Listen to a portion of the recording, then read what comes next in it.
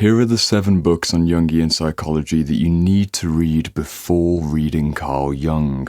Of the 80 or so Jungian psychology books in this library, I've chosen these 7 for 2 important reasons. Reason number 1, they represent the philosophical and therapeutic aspects of Jungian psychology on a full spectrum basis, and reason number 2, they represent 3 generations of Jungian thought from 1959 to 2018. I've timestamped everything down below, so although you're tempted to go and ADHD your way through and not buy any of the books because you forget all of this, please resist that temptation.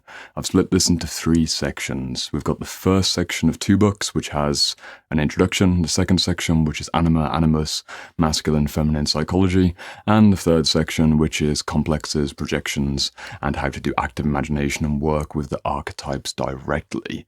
This is going to be an action-packed video. I'm going to give you 7 books for your next 3 months of study, and then eventually you will feel confident being able to read the primary sources like the archetypes and the collective unconscious, or maybe going into the esoteric realms of the red book without feeling like you're wasting your time, because that's how I honestly felt, and I wish I had have read these 7 books in this order at the beginning and then moved over to there's one of the Jungian shelves over there, all of this later on. Let's get into the video. We're going to start with the introduction. Let me turn the stack over. This is the first non-negotiable book that I want you to read.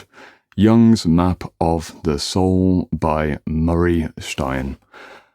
It's the best overview. I guarantee you it's the best overview. You learn about the complexes, you learn about the anima, the animus, you learn about Carl Jung's way of working, you get a brief biography, you get all of the major themes in, without a doubt, the best broad spectrum introduction.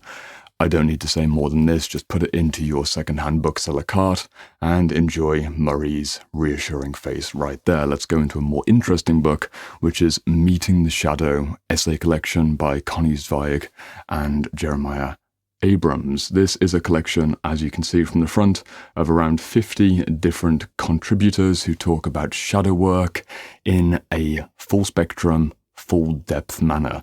Some of the essays are only 2 pages long, some of them go to 10 pages, but you're going to learn about shadow territories, shadow entities, and shadow behaviors. Throughout the many layers of your psyche, you're going to understand why you get triggered, why you get frustrated, why certain people create this adversarial symbiosis where you want to shadow box them over the internet, and many, many more themes related to wounding, aspiration, and your soul's need to become complete, which means integrating the shadow, the unconscious, and the repressed parts of yourself. You already get this stuff. I imagine at this stage in your journey, you're familiar with beginner level shadow work concepts. So let's go straight into the more interesting part of this video, which is the anima, animus, masculine, feminine, and then moving on into the archetypes more directly. I've got 2 books for you here in this section, which is The Invisible Partners by John Sanford and The Eden Project by James Hollis. We'll start with this one over here. Invisible Partners by John Sanford, the masculine and feminine inside of us. This is going to teach you about your inner energetic polarities. It's going to teach you about the masculine and the feminine in the broad, and specifically because this is a Jungian psychology take, you're going to learn more about the anima and the animus. Practically speaking, this is going to allow you to step out of romantic projection. You'll no longer fall madly in love with a stranger or feel like you need to go through a series of repetitive toxic relationship cycles. You will be able to break that pattern with the Invisible Partners. You'll understand your fantasy life. You'll understand why you get hooked on certain types of individuals with certain types of character traits, and maybe, just maybe, it relates back to mommy issues and daddy issues, or maybe it's something a little bit more self-actualizing. Maybe you're dreaming of the god or the goddess.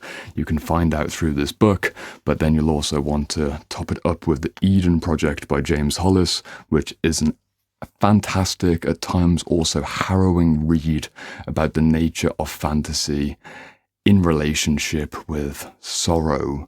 This is the unfulfilled needs, the heartbreak, the longing, the desire to be in union and romantic connection with someone who matters to you, and of course the many pitfalls and stumbling blocks that we encounter when we choose the wrong people based on our unexamined projections.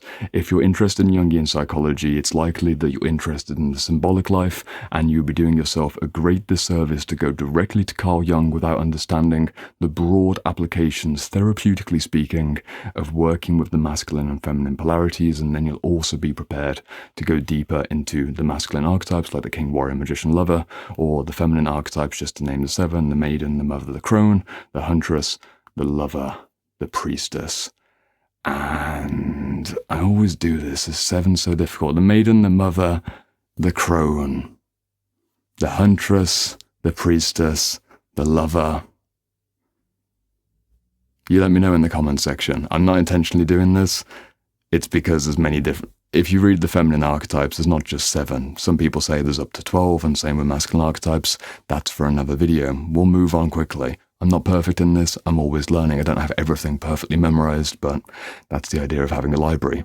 Let's all learn together, and we'll learn together in the 3rd section of the video, which is going into more archetypal studies with the inner child in particular, The Problem of the Puer Aeternus by Marie-Louise von Franz. This is the oldest book in this video, from 1959 to 1960, a collection of wonderful, powerful lectures from a classic Jungian thinker, one of the OGs in the space. You're going to learn about your inner child from a Jungian lens. You're going to learn about the problems of being a man-child, or being in a princess complex, or being a perpetual little girl or little boy who's looking for escape or diversion from reality. And you're also going to learn how to work with your inner child in a way that brings you back to a centered place where you have playfulness and joy and connection and passion in a childlike way, without becoming a little bit too childish. There's a bit of a difference between childlike and childish. Read Marie-Louise von Franz, wonderful name to say, and you will go deeper than the majority of inner child work that we're going to find on the internet, which is often very practically oriented, but often a bit too compassionate. Marie-Louise von Franz, she goes in with that precise Jungian take on the symbolic and archetypal significance of the wonder child and the Puer Aeternus archetype in particular.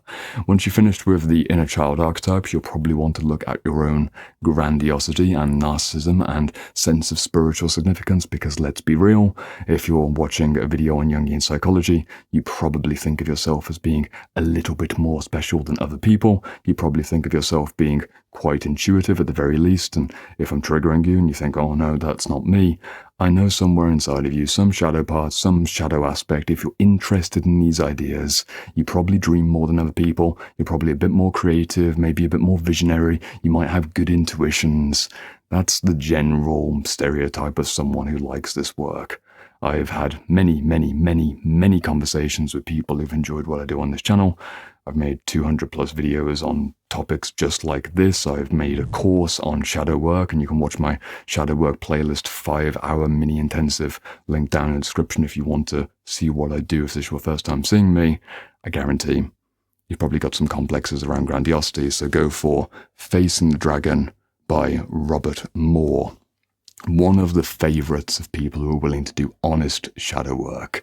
I have had clients who've read this book during the in-between, from session 5 to session 6, let's say. They read the book in a week and they come back to me and they are simultaneously cracked open, humbled, and also quite optimistic about how to bring back their ambition into an earthy and grounded place without becoming spiritually arrogant or otherwise getting lost in a superiority complex. You'll learn about the superiority complex and the inferiority complex as it applies to the more spiritual or more numinous aspects of your psyche. Do not sleep on this book. It's going to be challenging for you to read. If there's one book out of this entire 7-book stack that's probably going to be the most confronting, if you think of yourself as a bit of a mystical, special individual, go for this one. It's going to bring you back down to earth.